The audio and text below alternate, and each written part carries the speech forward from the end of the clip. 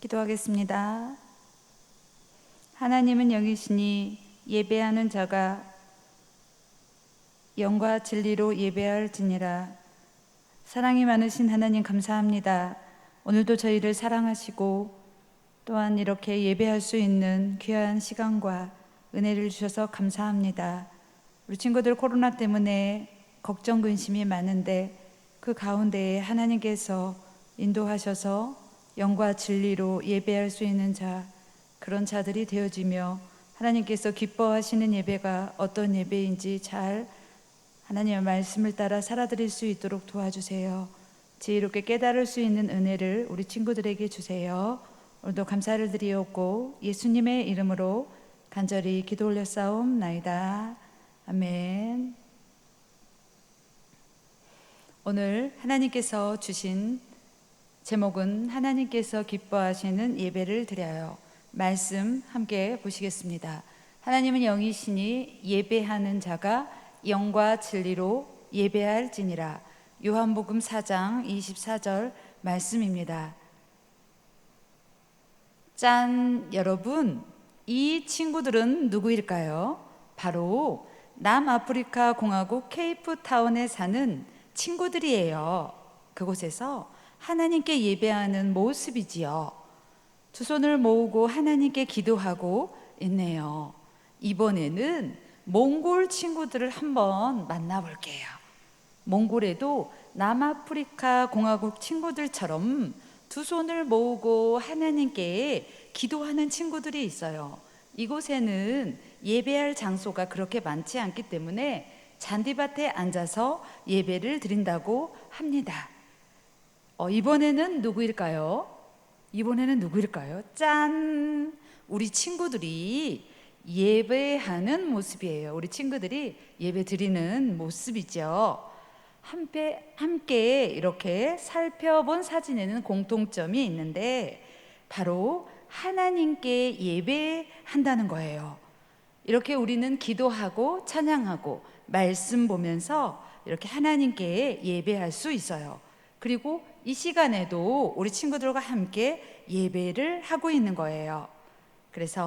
그런데 여러분 혹시 예배에 대해 생각해 본 적이 있나요? 예배란 무엇인지, 어떻게 예배해야 하는지 말이에요. 오늘 말씀에도 예배가 너무너무 궁금하고 예배에 대해서 궁금해하는 한 여인이 등장해요. 그리고 그녀에게 예배에 대해서 예수님께서 말씀해 주시고 싶은 이야기가 나옵니다. 이 둘 사이에 어떤 이야기가 오고 갔는지 말씀을 한번 잘 들어보세요. 쨍쨍 햇볕이 내리쬐는 날이었어요. 예수님은 유대를 떠나 갈릴리로 가시던 길에 수가라는 동네에 들르셨어요. 수가는 사마리아에 속한 작은 동네예요. 피곤하구나. 잠시 쉬어야겠다. 예수님은 야곱의 우물이라고 불리는 우물가에 앉으셨어요. 그때 사마리아 여인 한 사람이 물을 기르러 왔어요. 예수님은 그 사마리아 여인에게 부탁하셨어요. 여자여, 내게 물을 좀 다오. 유대 사람이 사마리아인에게 말을 거네.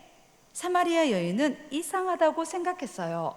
왜냐하면 당시 유대 사람들은 아브라함과 이삭과 야곱에서 태어난 혈통, 즉 시작되는 그 자신들의 핏줄이 너무너무 중요했기 때문에 그들이 사마리아 사람들이 이방인과 결혼하는 것을 부정하다고 생각했어요.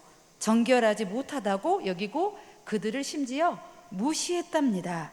그래서 사마리아 여인은 예수님에게 물었어요. 당신은 유대 사람인데 왜 제게 물을 달라고 하시나요? 예수님은 사마리아 여인에게 말했어요. 내가 누구인지 알았으면 오히려 내가 나에게 물을 달라고 했을 것이다.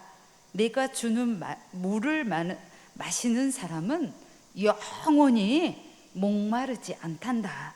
내가 주는 물은 그 사람에게서 영원한 생명에 이르게 하는 샘물이 될 것이다. 예수님과 몇 마디를 더 나눈 사마리아 여인은 예수님이 평범한 사람이 아니라는 것을 알게 되었어요. 그래서 묻기를 유대 사람들은 예루살렘에서만 예배 드린다고 하던데 그 말이 사실인가요? 정말 그런가요? 예수님이 말씀하셨어요. 아니, 그렇지 않단다. 예배를 드리는 장소가 중요한 게 아니라 하나님은 영이시기 때문에 예배하는 사람은 영과 진리로 예배해야 한단다라고 말씀하셨어요. 그러니 영과 진리로 예배한다는 것은 성령님의 인도를 따라 예수님이 보여주신 하나님의 사랑을 고백하며 예배하는 거예요. 영과 진리로 예배 드릴 때 우리는 예배 안에서 하나님을 만날 수 있어요. 우리를 향하신 하나님의 뜻을 깨달을 수 있다는 겁니다. 그리고 말씀을 따라 새롭게 살아갈 수 있어요. 하나님을 만나는 예배의 순서, 다양한 순서, 그런 순서들이 있는데 우리는 그 순서마다 하나님을 만나요. 하나님의 뜻을 깨달아 가지요.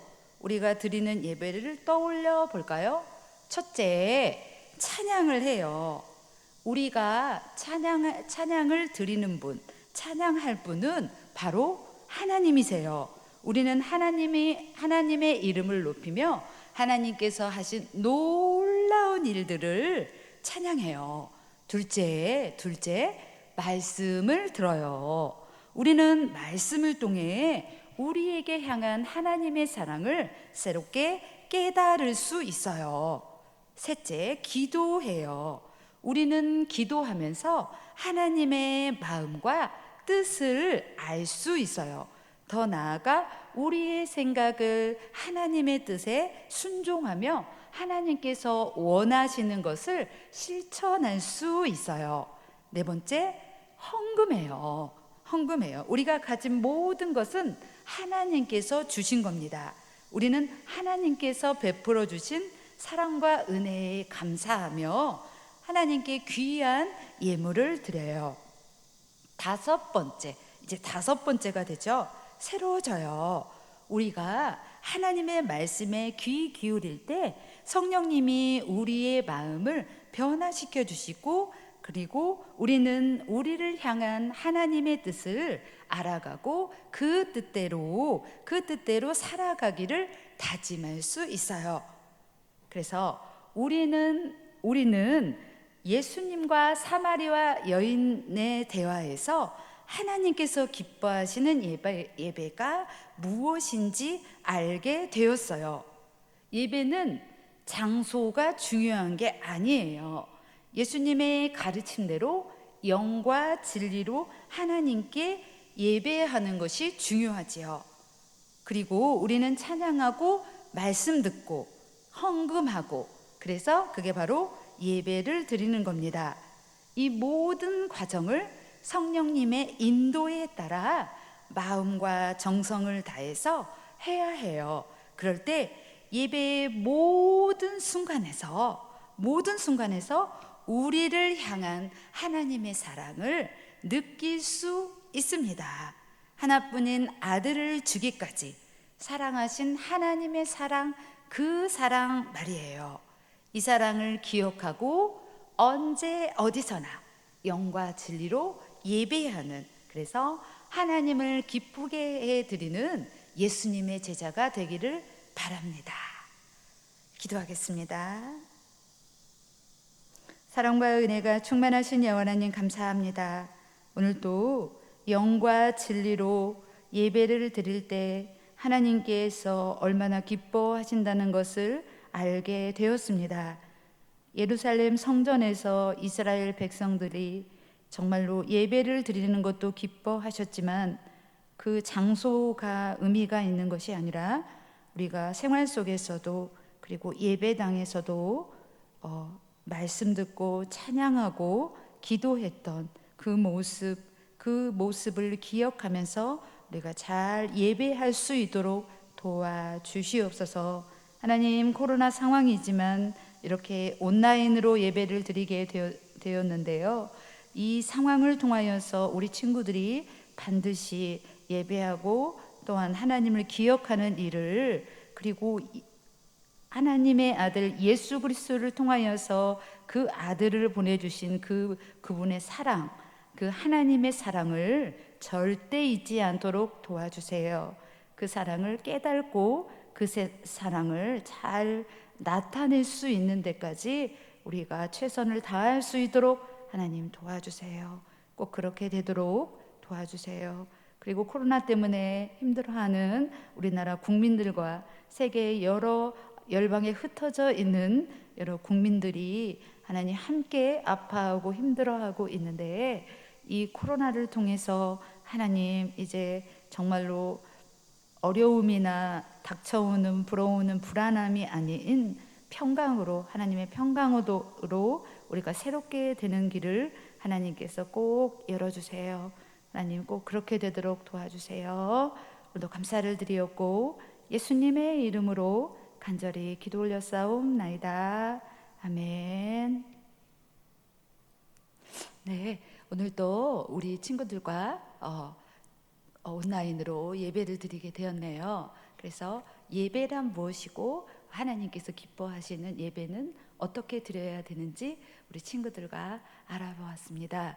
그래서 한 주간도 저번 주에도 말씀을 듣고 우리 친구들이 실천하려고 했던 것처럼 이번 한 주간도 하나님께 그렇게 예배드리는 우리 귀한 우리 초등부 친구들 되기를 간절히 축복합니다.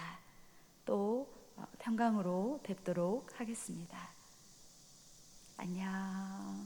사랑합니다.